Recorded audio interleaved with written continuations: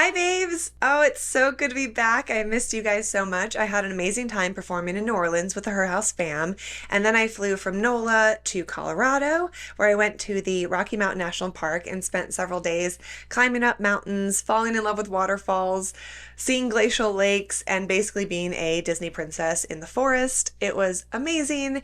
And I honestly can't remember the last time that I traveled not for work or to see family. So, are you proud of me? Your favorite workaholic took off a few days and didn't do any work? What? Who is she? It was glorious. But you know what's my favorite thing? Is that I don't feel like I need a vacation to escape from my life.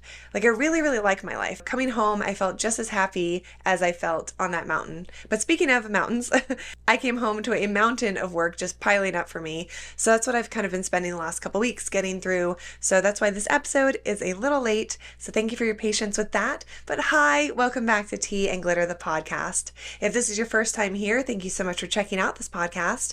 I'm Evelina, better known as Ivy of the Les Vixens. I'm a lesbian burlesque performer, and I've spent my entire career learning how to own my body, my identity, my sensuality, my sexuality, and to empower others to do the same. I also create safe spaces for queer people, and I produce a lot of queer events. And on this podcast, I try to do the same thing. Create a safe space for queer people and allies to come and feel loved, to feel seen, to feel understood, and to get some connection. On this podcast, I spill the tea and give you all that gay girl glitter on how to live a more peaceful, productive, pretty, and happy life. A life that you don't need a vacation from. And we have covered a lot on this podcast. This is our 11th episode. Yay! And it has been a journey. And today's episode will be nothing short of a journey. It's probably going to be our longest episode to date because we're covering something that most of us, if not all of us, will have to go through at some point in our lives. Breakups. In our last few episodes before the Q and Gay episode, we talked about flirting with girls, finding a girlfriend, and my best advice on keeping a girlfriend. But even I, with all of my sapphic wisdom and gay power, cannot prevent some of y'all from breaking up. Even compatible people who try really hard break up. Even people who love each other and do everything quote unquote right break up. I think we all want to believe in the one, in the fairy tale of forever, but the fact is that breakups are just a part of life. A super shitty, super inconvenient, says the Virgo, and super painful part of life. If you're going through a breakup right now, my heart goes out to you, but especially if you're going through a woman-loving woman breakup. While all breakups are hard, woman-loving woman breakups are next level, man. Is the world actually ending? Possibly. They're gut-wrenching, consuming, devastating, and can be the most dramatic, drawn-out thing to ever exist. You don't eat, you don't sleep, you can't function. I know I personally have been shocked at how painful woman-loving woman breakups are. And I'm not being dramatic right now. Okay, well, I'm being a little dramatic, but it's actually science. Women-loving women breakups are so extremely hard because of science and psychology and sociology. But let's start with the fact that oxytocin, the chemical in your brain that's often called the love drug, the one that facilitates bonding, attachment, is released during sex, the one that causes all those lovey-dovey feelings, among other things. Yeah, you know that one? Women produce 3 times as much oxytocin as men.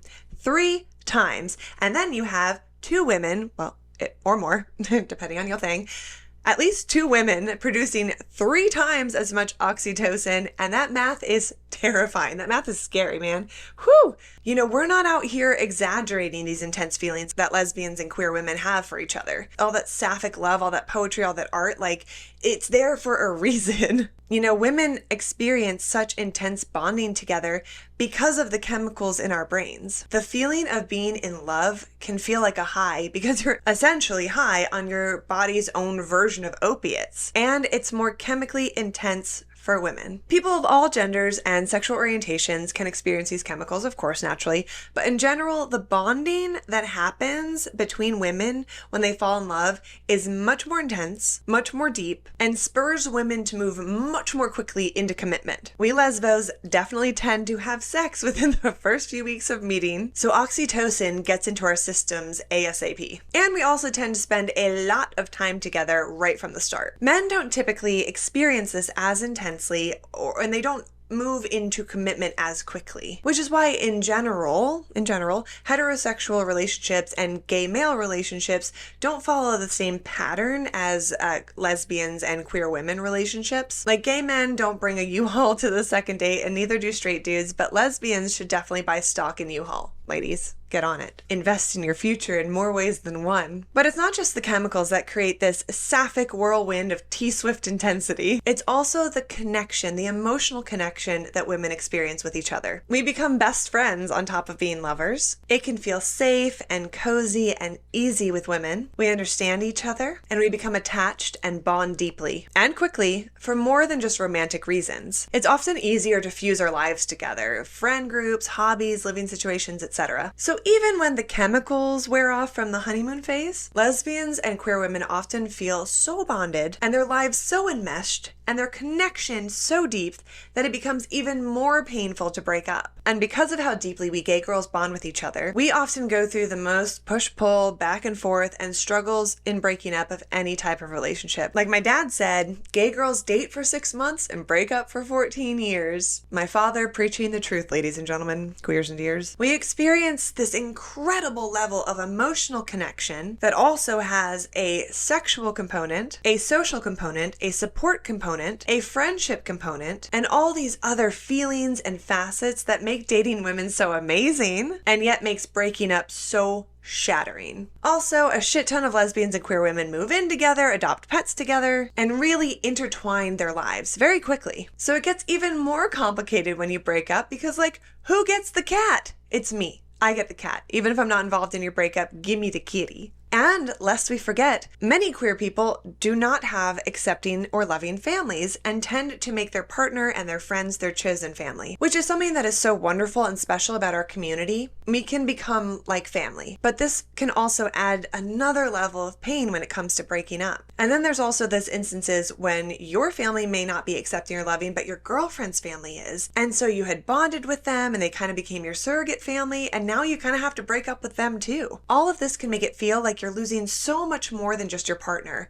And for a lot of people, a lot of queer women, they lose their entire support system and feel isolated on top of everything else. Things get even more complicated because woman-loving woman relationships in particular are often invalidated by our families, friends, society. So some queer women feel pressure to prove to the world that their relationship is valid, even if that means staying in relationships that aren't working. Or when the relationship does come to an end, we can feel like our identities are questioned, invalidated, erased, or we might even be questioning our identities. Like, was all that worth it, or should I just date men because it's less intense and easier? No, don't do that.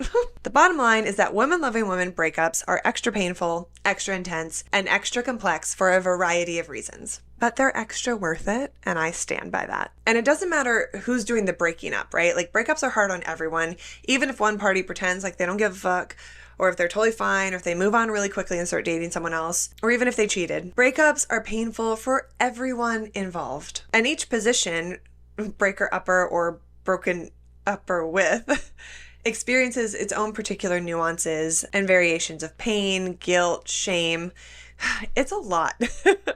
It is a lot. So to keep this episode relatively organized, I'm going to first talk to the person doing the breaking up. If you have to break up with your girlfriend, I'm going to chat with you about that. And then I'm going to chat about my advice to someone who has been broken up with. Like, so sorry, babe, that fucking sucks.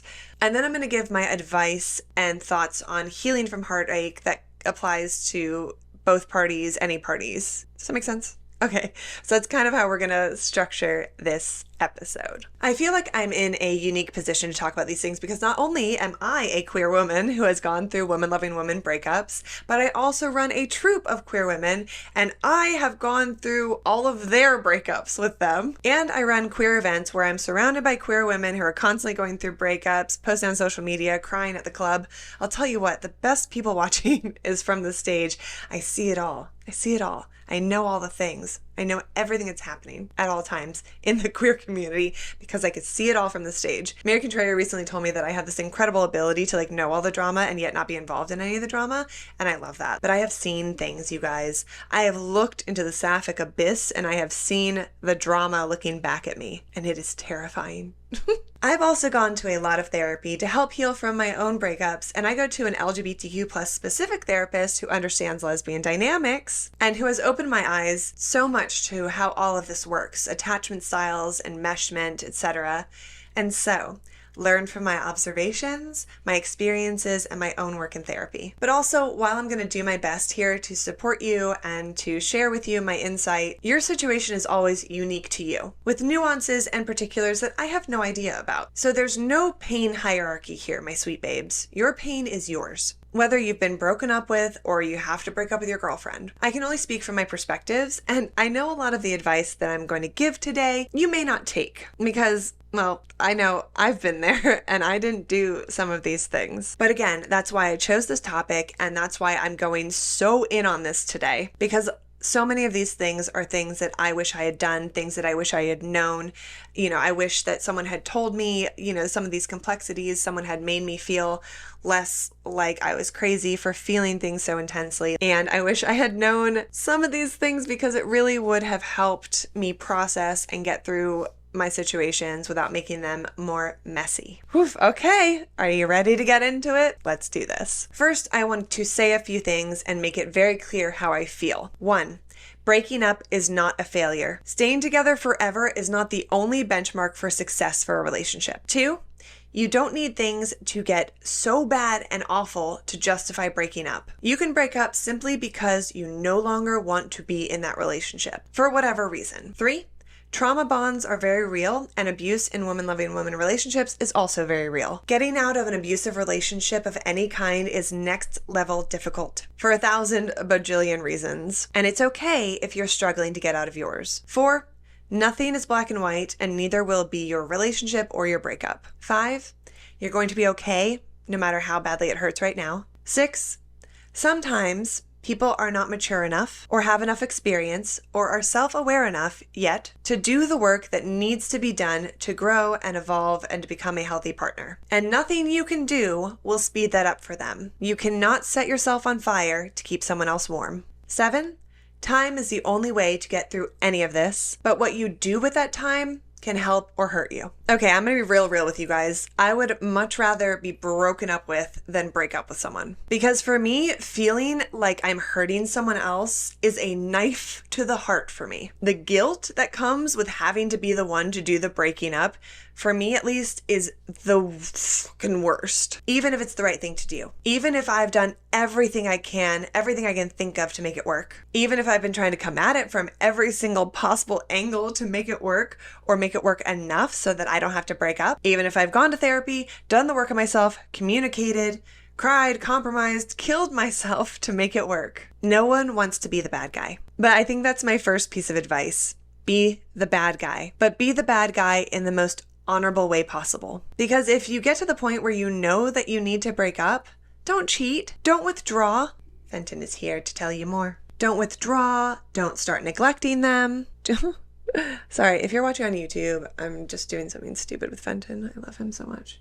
Don't start treating them poorly in an attempt to get them to break up with you first. Don't start looking elsewhere to get your dopamine. You will absolutely be scared. You will absolutely have doubts. You will question whether or not it's the right thing to do. You'll justify your behavior. You'll minimize what's going on. You'll gaslight yourself into thinking it'll work itself out. You don't need to break up. I feel like there's a line that once you cross over, your heart of heart knows what needs to happen, and you need to face that reality with honesty. For me, instead of a line, I've pictured it in 2 different ways. One is a cliff. You can get pushed toward that cliff a million times and never fall off. You can be right on the edge for a while, shuffling back and forth. You might have gotten so far away from the cliff that you can't even see it anymore. But once you fall off that cliff, emotionally, guys, like, roll with this metaphor. Once you get pushed over that edge, there's no going back, and you know what you need to do. Another way I've looked at it is like a tree. Sorry, I like to give analogies and metaphors. Get over it. So a tree, right? The fights, the conflicts, the nights spent crying, the frustrations, all of those are axe hits to the tree. Some are small and heal over, no big deal. Some are bigger and cause more damage. But regardless, if there are consistent axe hits to the tree without enough healing in between or whatever, eventually the tree will be cut down. And sometimes the final cut is one of those small ones. And that's okay. That's life sometimes. Nothing happens in a vacuum. And there is a long history of patterns, incompatibilities, conflict, and struggles that got you to this point. But once you get to that point, once you cross that line, fall off the cliff, the tree comes down, do the honorable thing and end the relationship. Be the bad guy. But be the bad guy before you actually become the bad guy. It's not fair to the other person or to you to stay in something when you know in your heart of hearts that it needs to end. If you know that it needs to end it. Continuing to stay will just cause more damage for both of you. It's easier said than done, of course. I know that. God, do I know that. It is way easier said than done. I've been there and it is the hardest thing ever. And you may never feel ready to cut the cord. No one really feels ready to break up. You know, most people don't ever feel ready to end something. But you'll be okay. You can do it even if you don't feel ready. That's not a requirement, you know, because I just don't think that's realistic. I mean, I don't know though. Sometimes you might actually really be fucking ready. Doesn't even matter anymore. You're done. But like, don't get to that point where you just like don't give a fuck anymore, right? Okay. That's kind of my point here is like end it before it gets really, really bad. But you'll be okay even if you don't feel ready to do it. Even if you have trips planned and paid for, even if you have future plans set, a whole life planned out in front of you, even if you really wanted that relationship to work, even if you still love that person and care about them deeply, even if you're still in love with them, but the relationship isn't working. And of course, you don't have to do anything right now. You don't have to make that decision or that choice. But while you're grappling with it, please don't be a dick. You may not be ready to end the relationship, but you can at least do your best to not make it worse for you or your girlfriend. Because this is the time when you can absolutely ruin your own reputation. If you guys remember in another episode, I talked about the effects that denial can have in situations like this. You know, all the ways in which trying to avoid pain can manifest. And if you are doing all that you can to avoid facing pain, you might make some pretty terrible decisions. Speaking from experience. And not just trying to avoid pain for yourself. Trying to not hurt the other person is a huge motivator in why people stay in relationships that don't work or do things at the end of relationships that they're not proud of. But the fact is, breaking up with someone is going to hurt them. You can't escape that reality no matter how hard you try. Ooh, geez, I feel like I'm talking to my past self here. That's weird. But maybe you're like me and you need to hear this. But anyway, it's going to hurt and you're probably going to worry about that other person because you do love them and you care about them. Regardless of whether or not your relationship isn't working, you still of course care about the person. You want the best for them. And guys, I know it's hard to know that you're the best and they're not going to have you anymore. I'm kidding. But no, for real, for me, I always worried so much about whether or not they would be okay. Like I stayed in so many situations that just were not working for a lot of reasons. But one of those was that I wanted to protect the other person from feeling pain. But let me tell you something that my therapist told me, and get ready because this rocked me. She told me it's arrogant of me to think that I could prevent someone else from feeling pain. Oof, dang. That got me like, arrogant? Come on now. When my therapist told me that, like I gasped and clutched my pearls like, oh my God, arrogant? But she was right. You have to allow people to feel what they're going to feel. You do not have the power, and nor should you try, to keep people from feeling the full spectrum of emotions that come with being a human, including heartbreak. However, you can limit the pain and damage by how you choose to handle yourself during this time. So you have choices here. You can fuck around with other people, cheat, and distract yourself from the pain, which will only hurt the other person more. And now you're truly the asshole, and any valid reasons you did have for this breakup, you can't cite anymore because now you're a liar and cheater person. Bro, I'm telling you, don't do that. Would not recommend. 0 out of 10. Just don't do it. I know it feels good to have someone else on the roster, but that's only a short-term feeling, and it'll end up effing you over a lot more in the long run. Don't ruin your own reputation here. And also, I've talked about this in other episodes, but even if you're over the person and you think you're ready to move on, you still have to grieve the ending of something. And I would highly recommend, get real pushy with you here, that you don't overlap or cheat or jump into something new until you've broken up and it has been a clean break. Clean breaks are the goal here. Well, as clean as it could be in a naturally messy situation. And know this, people are going to talk shit about your breakup. So make sure that you don't give them any extra fuel for the flames, okay? We'll talk more in just a little bit about shit talking and schmear campaigns, etc. But for now, if you're breaking up with someone, be the bad guy in the most compassionate, honorable way possible. Another thing that goes along with that is when and where you do the breaking up. Again, we do be out here trying to avoid pain, but unless you think the situation will get volatile, or if you're trying to get out of an abusive situation, I wouldn't recommend ending things over text or social media or anything like that. Again, this is your situation that I know nothing about. So if you feel like a letter or an email or a text would actually be better for you in your situation, then by all means do that. And actually, you know what? Sometimes, I'm a writer. I love writing letters. So, maybe a letter or an email would actually be better for you in your situation. It's honestly way harder to break up with someone in person. But for me, honestly, I do think it's worth facing the person in person. It just shows like some respect to that person and to what the relationship meant to you, even if you are sure that you do not want to be in that relationship anymore. Then again, maybe an email would be better for you. Like, I don't know. But all I'm saying is don't ghost them and don't do anything to humiliate them, like posting on social media instead of talking to them. Be honest and upfront and clear. A part of me wanted also to say, like, don't give any false hope, like saying maybe in the future or whatever.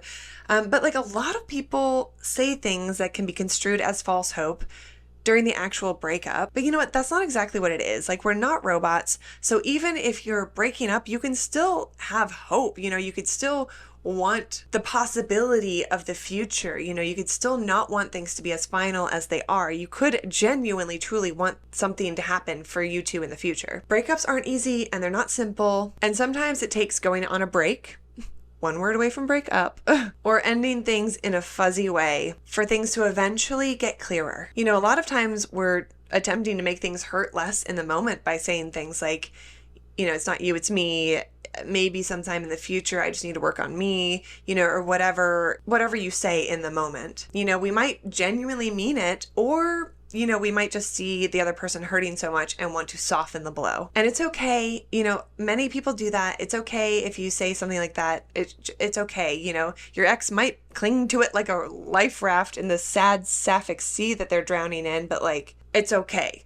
Just give yourself a break. Breakups, they're never going to be perfect. They're never going to be ideal. They're never going to be handled exactly in the way a therapist would want, or like an Instagram therapist would want, or even I would want. But just remember, try to break up with as much integrity as you can to the best of your ability. Something here to note is that when you're going to break up with someone, it is up to you how much you want to communicate to them why you're breaking up with them. I feel like sometimes we get into loops with our ex wanting more and more communication for closure, more why. But the closure that they're often looking for is just for you to change your mind and rescind the breakup and take them back. It can be a form of control, a way to prevent the pain. I often feel like people feel very out of control when they're being broken up with. They might want answers to try to help get through the heartache, but many times we're not going to get answers, or we're not going to get the answers that we want.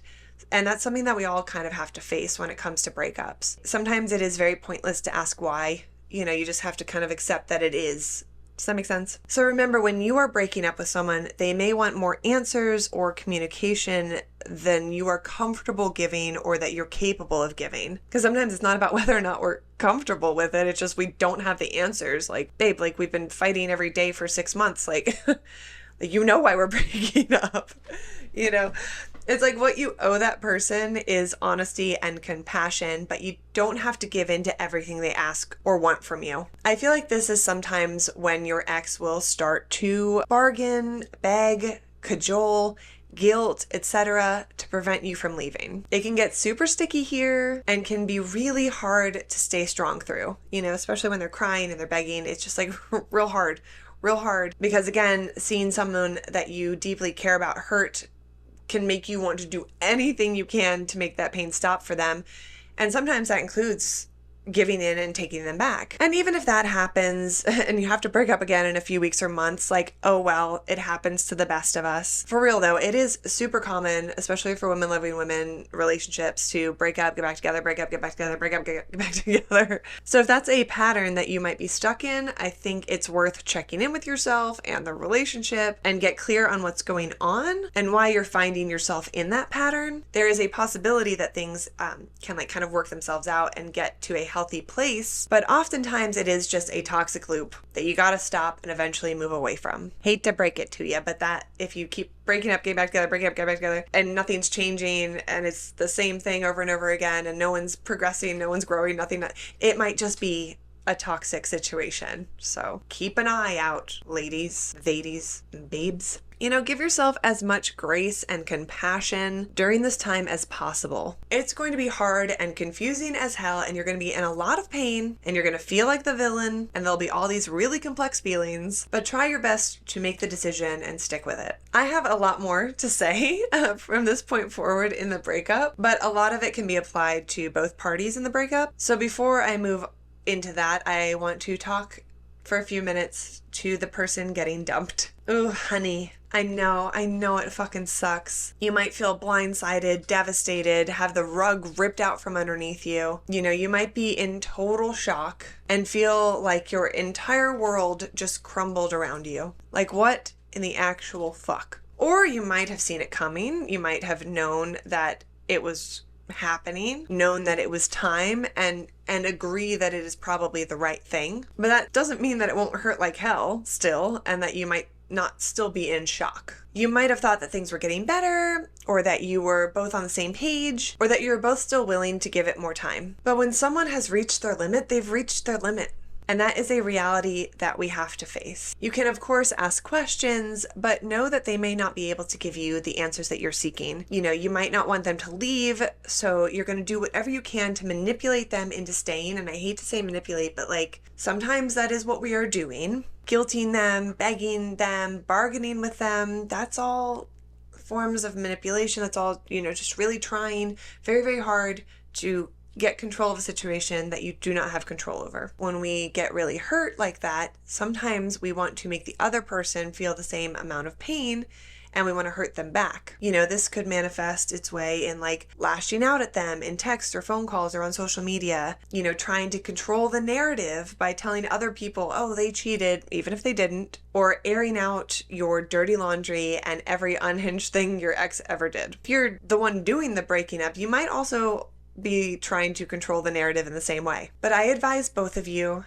take a breath and understand that while it's perfectly okay and encouraged to talk to close friends, to vent and to rage and to cry to your support system, don't try to ruin the reputation of your ex. Even if they deserve it, even if they cheated, trust me, in the long run, you will sleep better at night if you do whatever you can do to handle this breakup with integrity. I think this is a piece of advice that I really want to hammer home here. You want to be able to look back on this time and feel proud of the way that you handled the breakup. You don't want to look back and cringe and be like, God damn it, what the was I doing?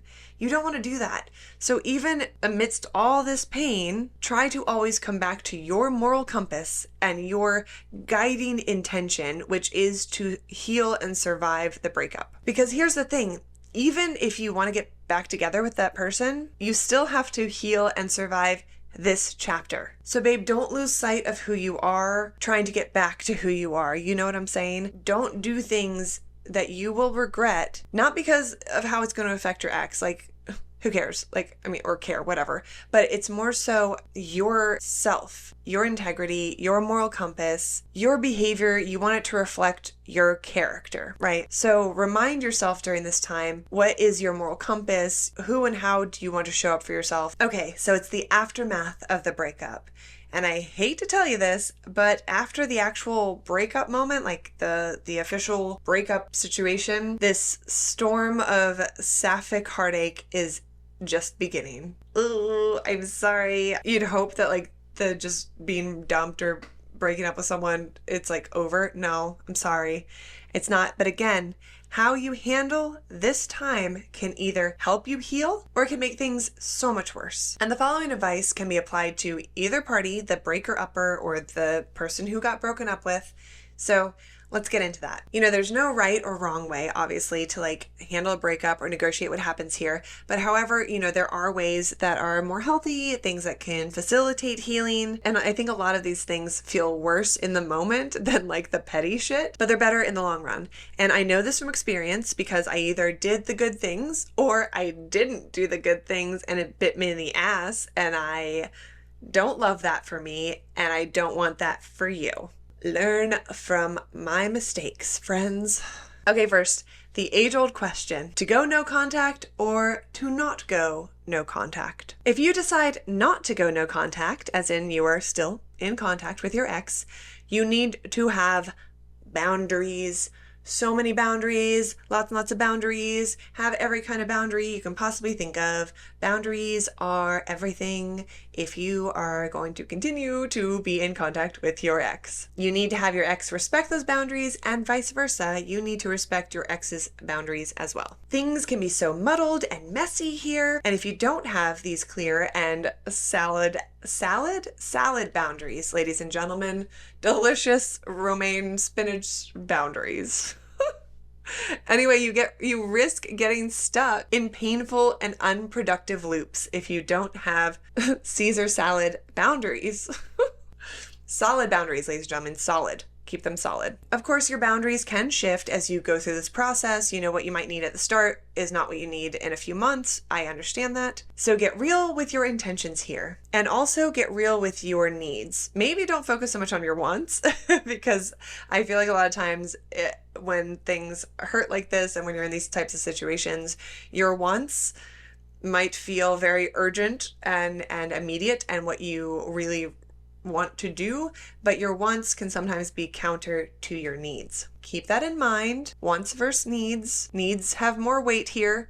Wants may not be the direction in which you should go. Difficult, I know, guys. Come on, relax. I understand. I've been there 1,000 bajillion times, and a lot of times I've gone with my wants. That's why I'm telling you.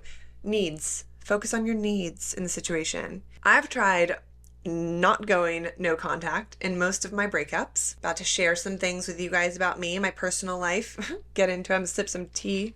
You should sip some tea. I'm about to spill some tea. So I've tried to not go no contact in most of my breakups, because it seemed easier, it seemed like less dramatic, and because I've typically been the one doing the breaking up in this situation. I wouldn't go no contact because the other person didn't want that, and I was trying to be as quote unquote nice as possible. And if they didn't want that, I was like, fine, I can handle that, whatever. But almost every time I've ended up being forced to go no contact based on their behavior. So you might start off with still regular contact or minimal contact, but eventually have to go no contact, even if that goes as far as blocking them. And that doesn't have to be a big scary thing. Like, space is good. Space is really, really good, especially during a breakup. Even if it doesn't feel like that right now, I'm going to say it again, space is a good thing. It gives you room to breathe, to get some clarity, to not be influenced by the presence of your ex and their wants and needs. So don't be scared of space. Embrace it. Embrace space. I'm going to make y'all a shirt that says that. Embrace space.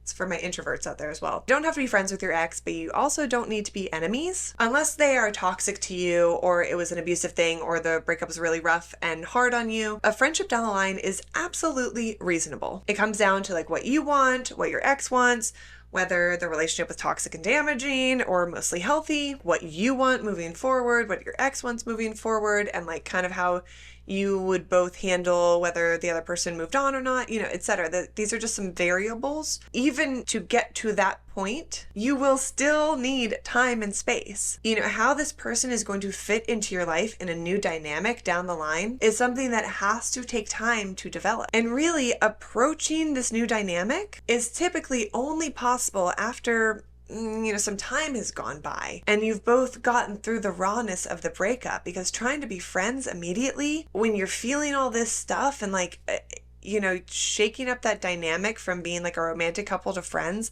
like that's really difficult and kind of a dumb move, like without some time and space in between to separate. You can also go no contact for like a set amount of time that you both agree upon, and then at the end of that, come back together and reevaluate, just to give each other some time and space to figure some things out. Sometimes your ex will keep reaching out to you, checking in, and like, of course, because they miss you, but it could also be a variety of other reasons, like they can't be alone.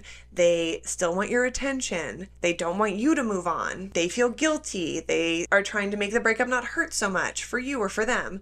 So they like keep reaching out, keep texting you, keep sharing about their day, whatever. Whatever the case may be, but if they reaching out continues to prolong your feelings of hurt and heartache and confusion, set some boundaries, babe, and respect it if your ex is the one having to set those boundaries for themselves. And I'm going to circle back to the idea of blocking someone, because a lot of people have a hard time with that. Blocking someone is just a way for you to get that space, especially if your ex wasn't respecting that. It is perfectly reasonable to block someone, even if your ex was respecting your boundaries, but it's easier for you to not have such easy contact with them, then block away, baby. Blocking is not dramatic. It's sometimes a smart, healthy, and appropriate thing to do. And of course, you can always unblock them. Blocking them, no contact, it doesn't have to be forever. But just remember that most breakups need time and space to get out of painful and damaging patterns. It's too difficult for you to process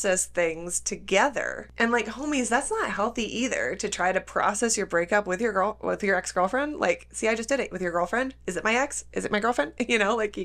It muddles things too much. I am all about your health and your healing, man. I just want the best for you. Look at me, still trying to prevent people from feeling pain. My therapist she would not be disappointed, because I am not doing this at the expense of my own wants and needs and my own health. So everybody relax. We've got boundaries. Chill. Anyway, if you're the one who's struggling with not reaching out, just know you're going to miss your ex. You're going to miss your ex. That's a given. Even if you don't want to be with them, and even if you know that the relationship like wasn't working, or it's like not something that you want, you're going to miss your ex. You're going to miss the memories, all those things, but you do not have to act on those feelings. I think taking a second before you reach out to ask yourself, what is my intention with reaching out to my ex right now? Or reaching out to a friend and be like, yo, I want to text my ex.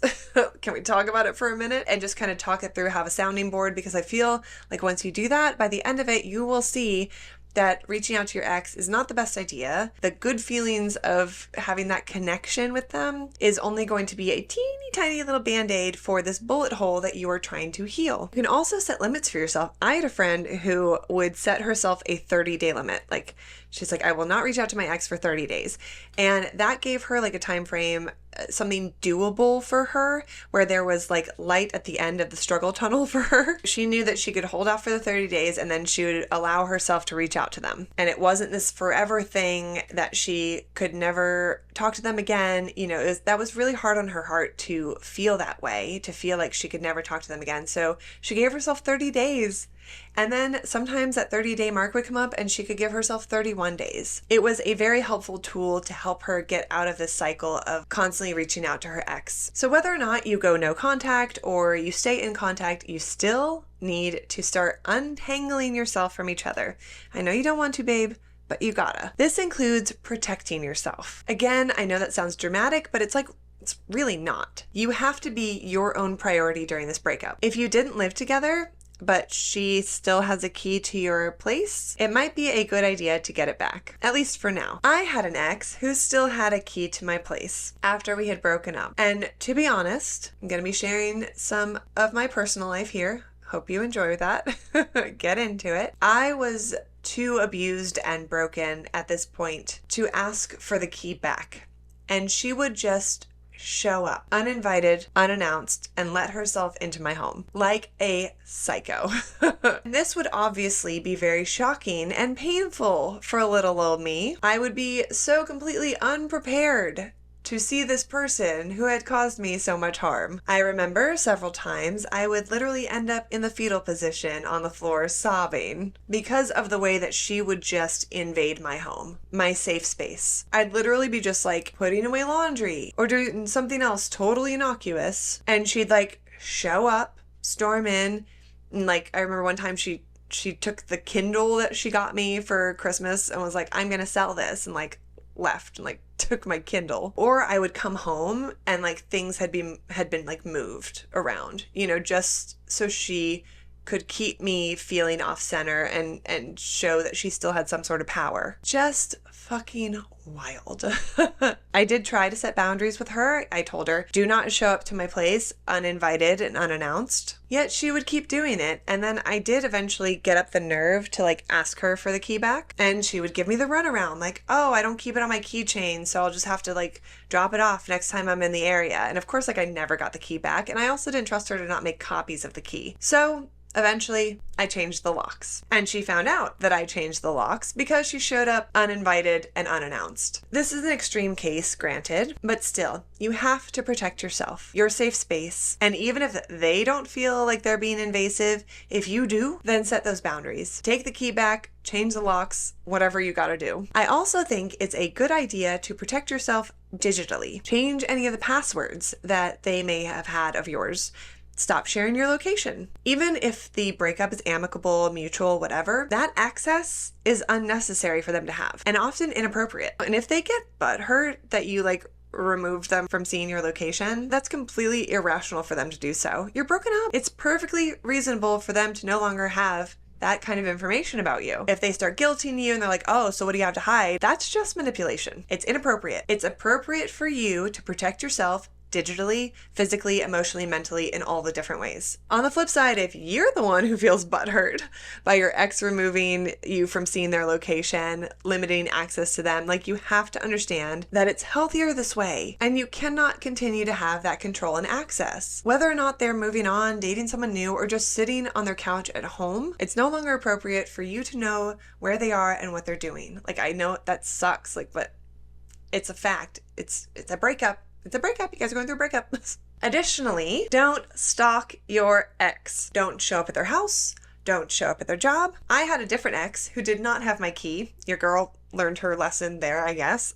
This girl would show up at my gigs, or she would show up at my house randomly in the middle of the night, the ass crack of dawn, the afternoon, whenever, and she would bang on my doors and bang on my windows, or would be waiting for me when I got home. It was super scary, extremely invasive, and traumatizing. You know, there's still a rip in one of my window screens from when she would be banging on my windows. I used to hide in my hallway where there are no windows until she would leave, and she did this for months. Not until I had her Baker acted did she stop. Once again, I am sharing a lot on this podcast. Wow. Now that I've shared my trauma, do you still like me? Do you still think I'm hot? Anyway, so if you're thinking about showing up to your ex's house, don't do it. Even if you want to catch them in the act of moving on or whatever, or doing something that you don't think they should be doing, or even if you think that you should still be allowed to come and go as you please, don't do it. Respect their safe space. Be a person with integrity and sanity during this. And if you need to go to their place to like pick things up, or for whatever reason, communicate with them or with an intermediary if you have like a strong no contact situation, and negotiate a time that you both agree on to pick up whatever it is that you're trying to pick up from their house. I know you might not be in an amicable situation and you might be feeling a lot of anger and resentment and hurt, but remember, make good choices for yourself here. And even if it is amicable, like still make sure to set those boundaries about coming over to their place. Make sure to respect their personal space. Just don't be how so many of my exes were. Don't do it. If you do live together, things can be much more complicated. I would recommend trying to change your living situation as soon as possible, whether that means moving out or just going to stay with a friend or a family member for a while, or even just moving into the guest room. Do something, because sleeping in the same bed as your ex, That ain't it, kids. I know it's easier said than done in this economy and rental market. Big yikes on that. Yet continuing to live with your ex after you break up is not the best idea for like a bunch of obvious reasons. But I know it's sometimes the only option you have. I get it. But figuring out something else so you're not literally sleeping with your ex every night is imperative for your healing, your mental health, your well-being, the possibility of your future life. And maybe your ex is the one who needs to make a change or move out or whatever. It's completely reasonable for you to ask that of your ex. And of course, like, be compassionate here, like, give them time to figure some things out, like, don't kick them out right away, but make changes as soon as you can. Trust me, it's an upheaval for everyone, I get that, but it is better in the long run. Let's talk about closure. Closure doesn't come from your ex. I know, shocking. You're like, what? No. It comes from you doing the work to heal. It comes from daily and consistent self-care practices. Your self-worth might be shaken to the core, so be kind to yourself. You start off just surviving. Sleep, who is she? I don't know her. Or maybe you know her too much. Eating, yeah, right, I can barely stomach water. Or maybe all you can eat is ice cream and Taco Bell and just you feel like shit. Get really micro here, okay? Healing starts with the basics. Get out of bed once you're able to. I know some days, can't do it, and that's okay. Once you're able to, start getting out of bed, start eating again. Lean into your routines if you can. I know sometimes your routines are gonna look very different because they're just you now. So I know that that can be a mind fuck, and I hear that. You don't need to do any of the bells and whistles, just do the literal basics to survive. Start doing as much self-care as possible. You know, taking walks, stretching, eventually get back into the gym, or even start going to the gym if you've never gone before. Sometimes a breakup can actually jumpstart a new lifestyle that bridges the gap between the life you have now and the life that you've always wanted. The fact is that sometimes relationships were actually dragging us down or not letting us be the best versions of ourselves, but we just didn't see it at the time. Maybe your relationship left you no time to pursue your passions or your hobbies, so this could actually be life-changing for you if you let it. And of course, once you're past the initial shock and rawness of the actual breakup. I don't want you to feel like you have to view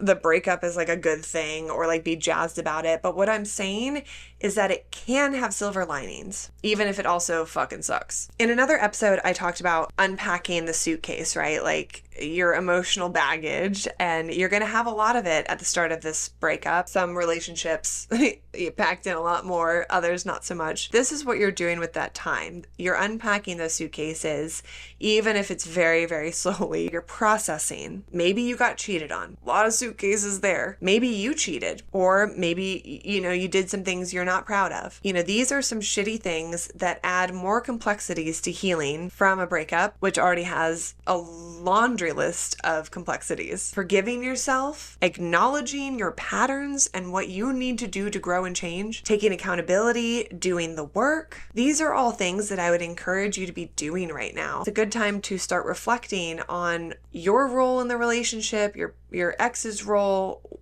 and where your responsibility lies for yourself for the future. You can honor all of the good that you had in the relationship. We don't have to hate the entire relationship. You can acknowledge that there was good, and I'm sure there was plenty of good, which is one of the reasons why it's so painful. You can be grateful for all those memories. You can be grateful for everything that relationship brought to you, but there comes a time when it's time to start unpacking and processing, not just wallowing. I will forever owe my sanity and healing, my growth and management of life's anxieties and stresses to journaling. I survived all of my breakups because of my trusty journal. That's where I was able to get out so much. My anger, my pain, my sadness, my frustrations, my indignation, all of it, without resorting to posting on social media to release it. Putting all that mess out on social media is not the move, my friends. I'm in a little bit of a different situation than most people because I'm like a semi-public figure. And what's even more complicated is that I'm a semi-public figure in the lesbian community. So if I posted something on social media that even hinted at a breakup, the Nancy Drews would be out in force, and all of my business would be circulated immediately, like the Daily Gaily Mail. So I have been going through very painful breakups in the public eye without almost anyone knowing about it. But that's because I have my trusty journal. I highly recommend it, and not just from like a public relations standpoint. One, journaling is an incredible tool for processing and healing. If you guys want an episode on journaling, like in general, I can absolutely do that. Do something short and sweet. Like, I'm thinking about my next episode. I'm thinking that it might be a mental healthy kind of one. So we might cover journaling in that one. But also, journaling can give you a place to write out your more base and shitty feelings so that they don't bleed out into the world, so you don't make yourself look cray-cray on the internet, my friends. Like, if you go off on social media every time you're feeling some type of way, you're gonna tint the way people start seeing you. In fact, your possible future girlfriend could see that and be like, oof, red flag. And then in 6 months, when you're more healed and ready to date, and she sees you pop up on Bumble or Hinge or whatever, she's gonna swipe whichever way is for a no, and she's gonna be like, whew, remember that crazy person? Let me dodge this bullet right here. The more dramatic you are on social media, the worse you look. So put it in your journal instead of on the internet. Journaling can also help keep you grounded and be a record of what you're going through and how you feel, so that you can reference it back in case your ex tries to, gaslight you or emotionally manipulate you. Can some of y'all tell that I've been through some shit? Anyway, also, if you have been consistently journaling, like especially throughout your relationship, again, it will help you get like a bird's eye view, like a larger, more macro view on the situation, where you can see that the breakup is actually probably a good thing and needed to happen. Sometimes we put on rose-colored glasses after a breakup and see the relationship in a very filtered way that's not accurate to what the reality of the relationship was actually like. Only seeing the good, washing over the bad, minimizing the bad, being like, oh, it wasn't that bad, when it was actually pretty dang bad. Or if our ex is on a campaign to make us look crazy or feel crazy or whatever, it's hard to keep things clear, like just in our heads. I've so casually mentioned some of my traumatic relationships on this podcast, and how at the ending of, one, I was like so broken that like I couldn't even stand up for myself. I wish that I had journaled more during that relationship, because I really feel like being able to look back at what actually happened to me would have helped fortify me against her gaslighting and continued emotional abuse. Well, you live and you learn, and y'all learn from me, okay? Journaling is the best for so many reasons. Something else that's also incredibly helpful is talking with a therapist. And yes, I know that's not accessible to everyone. However, if you can afford it, I think it's totally worth it, even just a few sessions. But especially if you feel like the relationship was toxic or abusive, honestly, even if it wasn't, the support you can get through therapy is incredibly valuable. And like, instead of going out and, let's say, getting hammered, which I'm not saying to not do, like, of course, if you want to go get hammered, that's like part of your process, like go wild, get an Uber home, stay safe, but like do your thing, girly. But you could take that money that you were gonna spend getting obliterated and get you a sesh with a therapist. Just a thought, or do both. Go get hammered and then have a therapy session hungover the next day. Speaking of choices, your ex might be making some really, really bad ones right now. So even if you don't want to make good choices for yourself, do it to spite them.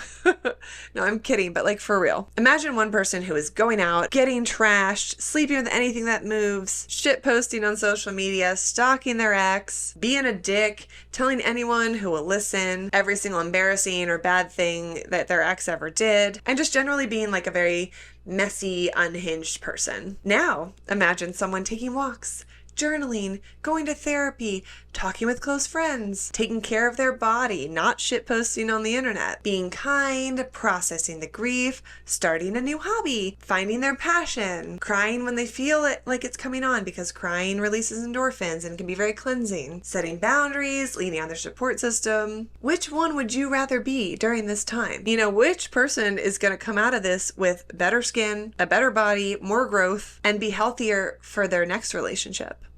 Okay, but you don't have to be perfect. Like, please don't think that's what I'm saying. Like, no one is perfect. No one is a health robot. And breakups are super messy. Like, that's not what I'm suggesting. I'm not suggesting that be absolutely perfect or everything by the book. Like, whatever. I'm just saying that you do have choices during this time. So do your best to choose things that will give you a fighting chance at surviving this breakup with dignity and without prolonging the pain or making it like a bigger mess that takes so much longer to sort through. If you want to be petty, okay, sometimes you just gotta be petty. And that's like totally fine. I fully support that, If you want to be messy, okay, be messy. Sometimes you just gotta be messy. Sometimes you just gotta be a little unhinged. Relationships and breakups, especially if they're toxic, they can be confusing and triggering as fuck. So cut yourself some slack if you're not handling things well all the time. Like, you're not going to. You probably won't. You still have the opportunity here to do your best to like make better choices. Not perfect choices, just better. Back to social media. I am not going to tell you to not check your ex's social media because I know you're going to. And so I'm going to ask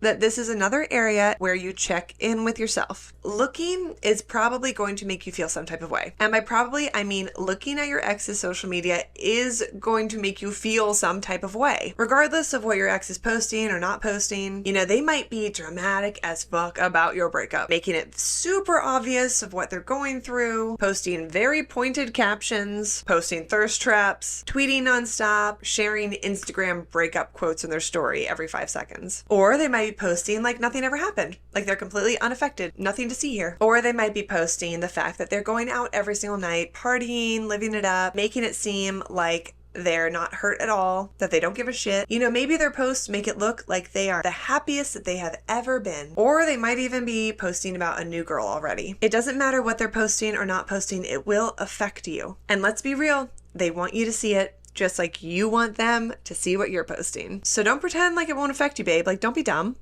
Checking their social media is part of trying to get control over a situation that you don't have control over. Fine with you doing it too. Like, I know you're gonna do it. And I'm giving you full permission to do that. I also know that you might be the one posting super dramatically or party posting or whatever. Social media is so stupid, but it is part of our reality. And it's one of the ways that our breakups can be more drawn out and dramatic and more painful. So keep that in mind. Like, maybe just try to have some boundaries around it. Like, at first you can check your ex's social media compulsively like a crazy person because that's kind of what we are at the start of breakups. We're all a little cuckoo. But then you can start to have boundaries around it. Like, maybe you check only once a day, once an hour.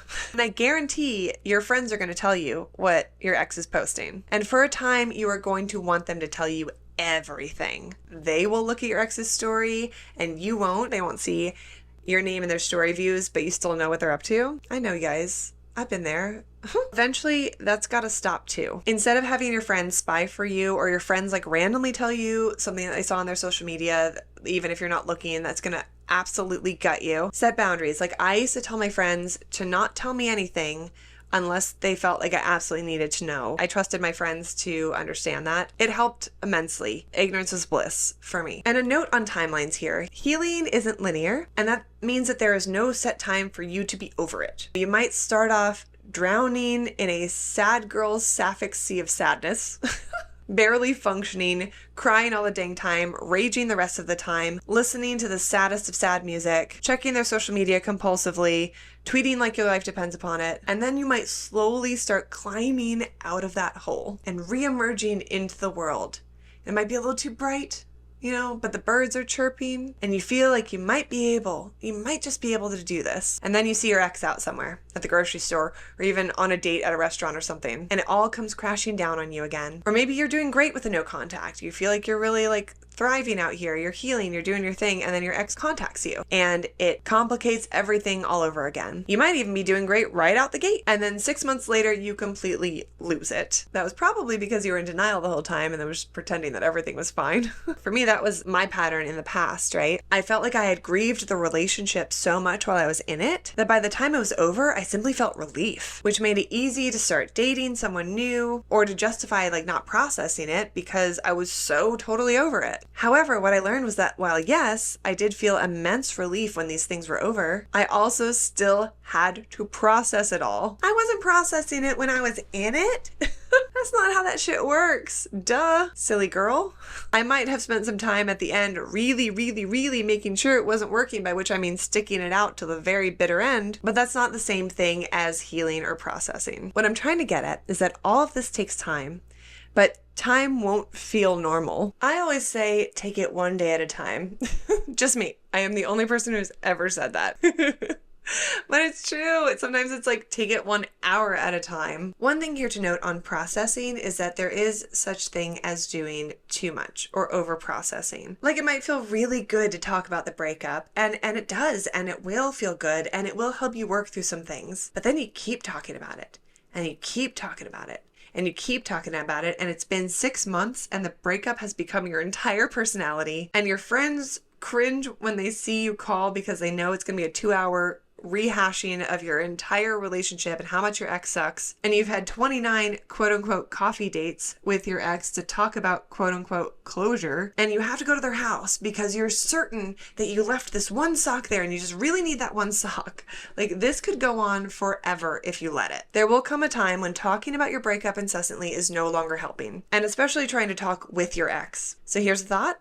Before you reach out to your ex to have another coffee date about closure or whatever the case may be, ask yourself, what do I want to get out of this interaction, this conversation? Is this the right person to be talking to? Am I just craving that connection? Am I just missing them? Or would it be better if I talk to a friend right now or my therapist? I think sometimes we just keep hoping that our ex will say something that will make us feel better about losing them and losing the relationship, but that's almost never the case. And even if they do say something that helps you feel better in the moment, in another day or two, you're just going to need another hit. Again, try journaling or talking with a friend, or if all you've been able to talk about with your friends for the last 6 months is the breakup, maybe stick to your journal or your therapist. At some point, you have to be more than your breakup. Speaking of friends, something that a lot of people ask me about is what to do when you have the same friend group, because a lot of lesbians and queer girls do. And even if it's not the exact same friend group, the lesbian scene is the lesbian scene. It's not 6 degrees of separation. It's like no degrees of separation. Everyone has dated everyone, and your ex's ex is the best friend of your ex's second best friend, and there's no escaping this tangled web we weave. This for sure adds another dimension of difficulty when it comes to women loving women breakups, especially if the breakup is a rough one. You might be so pissed off and angry at your ex, and how dare your friends not take your side in the divorce? I hear that. We have a knee-jerk desire to have the person who hurt us be the villain who loses everything because they hurt us. But hopefully you have some friends who are just yours, or who you can trust entirely. Lean on them for support. But if you have friends who are mutual with your ex, trying to make them pick sides isn't fair. You can share and vent, but make sure you choose friends that you actually trust. People who aren't going to run right to your ex and tell him everything you just said. And if your ex is talking shit, I know you're going to want to defend yourself. You're going to want to tell your side of the story to everyone. But if there's one thing that we can learn from Joe Jonas and Sophie Turner, it's that her silence is making his attempts at villainizing her fall so short. Literally all of TikTok right now is like Team Sophie. And she's said and done nothing publicly. Again, with friends who you trust and who you know are there for you, go off, baby, on Voldemort, your ex. Say all the nastiest things that your ex deserves. But the minute you start shit talking out and about or on the internet, trust me, it's not going to do what you think it's going to do. It's actually going to do the opposite. Listen to Fenton. He knows what he's talking about, you guys. He's been there. He's seen it. Oh my God, he's so cute. If you guys are on YouTube, hi. God, he's so cute. Look at this tummy. Oh my God, I love him so much. I'm gonna cry. Anyway, back to this episode. Here's something that's really novel. Okay? Something that I think might make you gasp and clutch your pearls and go, what, Ivy? You're out of your mind. But let your ex talk shit. Let them. Let them look crazy and post whatever they want, and you, baby, stay nice and quiet and do your healing. Because the fact is, if there are people out there who are stoked to hear bad things about you, they wanted to hear bad things about you before the breakup anyway. So those people are not people you should have in your life. Those are people you should give a shit about. You should not care about them. Breakups can be a brilliant way to clear out other areas of your life as well and get clarity on who and what in your life actually deserves your beautiful incredible energy. Again, let your ex talk shit. Let them go party. Let them go get hammered. Let them tweet. Let them do whatever toxic shit they want to do. The sooner you shift your focus away from your ex and onto yourself, onto picking up the pieces of your own life, of taking those pieces and making your life something even better than it was before, the sooner you win. Living a healthy, happy life is the best revenge, the only revenge, and the only way to truly win. Particularly like to think about things like this in terms of winning and losing or revenge, etc. But sometimes that's where your head's at in a breakup, and that's the only thing that's going to make you feel better. So if leaning into the idea of winning or revenge helps, then this is how you get there. This is how you win. This is how you get revenge. Maybe your breakup wasn't too bad, and I love that for you. Maybe it was the hardest thing that you've ever gone through. But what I've been saying this whole episode is that the fastest way to get through this, to come out the other side a better, more healed person, is to stay focused on you, your choices, your healing, your life, your future, your present, your needs, your safety, your release. Even if you want to get back together one day, this is still how you get to that chapter. Even if you never want to see that person again for the rest of your life, this is still what you got to do. You can't go back. So go forward with courage. Shift your focus away from your ex, what they're doing, all of that, and put it on you. I promise that it will get better. Just give it time and make the most of that time. Okay, speaking of time, this is the longest episode yet. And even though it was long as fuck, it's not going to magically make your breakup go away. I'm so sorry. I wish I could make that happen. My therapist sometimes tells me that her magic wand is in the shop and she can't magically fix things for me. So my magic wand apparently is also in the shop. But I really wanted to be your bestie today and give you as much love and support as I can, especially if you are going through a breakup right now. I hope this helped. And if you know someone who would benefit from listening to this episode, please do share this with them. Thank you guys so much for spending some time with me. It feels really good to be back, and I can't wait for what's to come. Speaking of, tonight is the kickoff of our spooky season shows. It's the first time Les Vixens have ever done really like a full spooky show. It's the horror movie Hotties tonight in Orlando and tomorrow in Tampa. So you can still get tickets for both of those. Orlando's mostly sold out, but I think there's some tickets at the door, and it's going to be such an epic show. And then Friday is my birthday. Yay! I'm excited for that. I'll be spending my birthday performing at Space Coast Pride. And then Saturday is my birthday party at Girl the Party. And you're invited. Bring your mom. I'd love to meet her. Thank you guys again so much for hanging out. I really do hope this episode helped some of you out there feel less alone if you're going through a breakup. I also shared some of my trauma. Hope you enjoyed that. Now you know why I'm scared of everyone. Just kidding, kind of. Anyway, it has been such a great month. I'm really excited for my birthday. I'm excited for all the things to come. October is going to be the busiest month ever, so I'm really excited about that as well. I'm just a ball of excitement, ladies and gentlemen, queers and dears, lovers and friends. Give this episode a thumbs up if you're watching on YouTube and you liked Fenton's tummy, and otherwise leave a good review if you would like to do so. That would be very nice of you. Thank you so much. Share this with your friends, follow me on social media, and I will see you in episode 12 and on some stage in a gay bar soon. Love you guys so much. Be good to yourselves, be good to each other, and I'll talk to you in the next one. Bye!